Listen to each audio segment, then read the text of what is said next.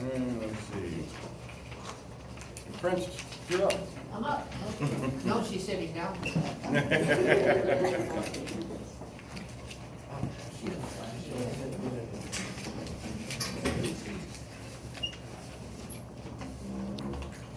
been a while since I've been at a council meeting, and it was many moons ago when we had a full house in the community hall, so it's not your first one. Anyway, I'd like to thank our mayor and the councilman for being on the council and taking all the riffraff that you gotta take. I know it's a headache sometimes, but thank you. And I'm Francis Palsma, by the way. I just met him first tonight, our new councilman.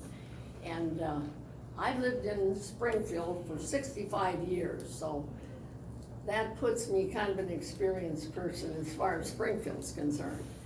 And I love Springfield. I hope the rest of you that live here like it too as well. Actually, Springfield, we didn't always need the council for some of the projects that we did. When I came to Springfield, I went to college here for my teacher's certificate, but then when I got married, we became business owners at a dealership, and consequently, we were stuck on lots of committees, chambers and civic things, you know how that goes. So people of Springfield did a lot of things. They didn't always have to go knocking on doors at the council. We built a swimming pool, and many of you can relate to that, because we had to have rummage sales until we couldn't stand them anymore to get the new pool that we have. We built a golf course. We built a museum, and we've done various things like that. Zoning was one of the projects the mayor Chambers instilled, and I was on that zoning committee, so you can scream at me if you want to. But anyway, that made zoning because they insisted on this committee. And it was a big job to do that, because we met months and months and weeks, and finally we had to vote as a community. And basically zoning, if you don't know anything about it, I hope you councilmen have a copy in your file and read it every once in a while. It's a protection for you people. And you think, well, I don't like people telling me what to do. But a community like Springfield, you know, we're the only city in the county that has zoning. It's a protection for you homeowners, because it gives you, if you have a $500,000 house like sitting on the south end of Springfield here, you don't want to have, say, a trailer home come popping in the vacant lot next to you. And so zoning, what it did was it made places for trailer courts, for residential places, for highway, commercial, and all that. It's all delegated on the zoning rules. So anyway, after we did that, and like I said, we did a lot of things. We put a CR company into Springfield for many years. We still got the building with a rust going. So all these things, people in Springfield wanted to make a good place to live. And now, what are we at now? Well, I'm going to give each of the councilmen, this is a thing, we want to keep Springfield beautiful. I want you to put that in your folder so that you have it, put that in your office, please. And I want you to look at that a lot, because we want to keep Springfield beautiful. And if we're not reminded of it, I guess we have to do some things now. We're not going to be able to, as citizens, go knocking on somebody's door and say, hey, you get your yard in shape, and you better do it by the weekend. You know, we can't do that as citizens, but who can? You have the power and authority, you people do. And I know you know that, but it's hard to tell you as a council to do that. I mean, we happened to have a sermon in church yesterday. It was so fitting. It was authority is important. And you guys have the authority. And we hope that you can use your power to get the ball rolling. Because we have a lot of places in Springfield. I don't think you have to go around too far and you find many places.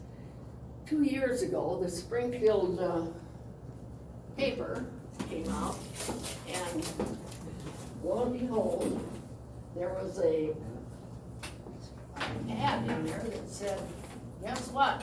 We're gonna start doing nuisance work. Okay, that sounded good to me. So, okay. I'm an old teacher, so I'm gonna give you some homework. You didn't know you was gonna get homework, did you, tonight? You can pass this down. Okay. So anyway,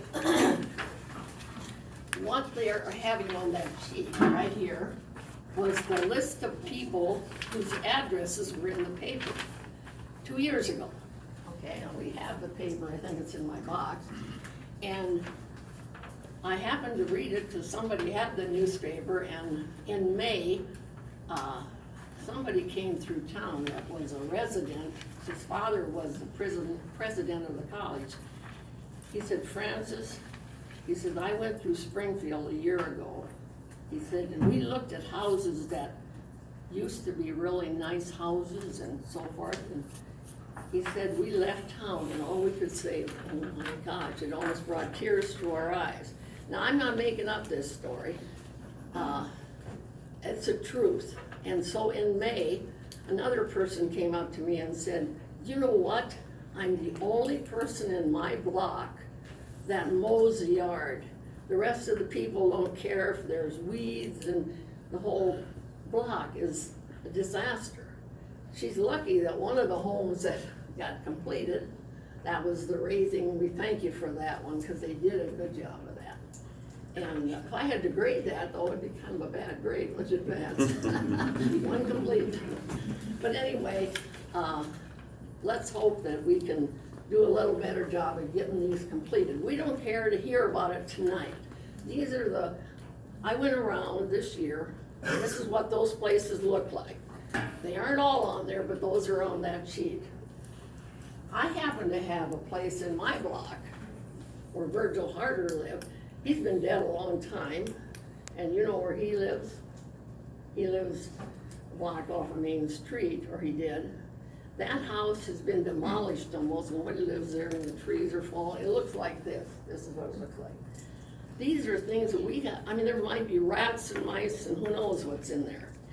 Those have to be, I realize there's legal times. I know Mayor has talked to me about the time element, and there's lots of time that has to go by. You bring a letter to someone, you gotta go through a process.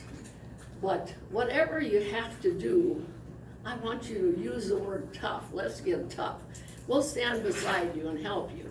If there's anything we can do, start some committees. And I mean, if we have to go around and pass around some folders and say, please get your yard mowed, or things like that, we can get together and do some of that. But we still can't do the authority part. That has to come from what you do right here. And I know I hate to sound like an authoritarian, but it has to come from you people. And so I have a couple other gals that want to say something, but I love Springfield and I want it to stay nice. I hope you do too. Thank you.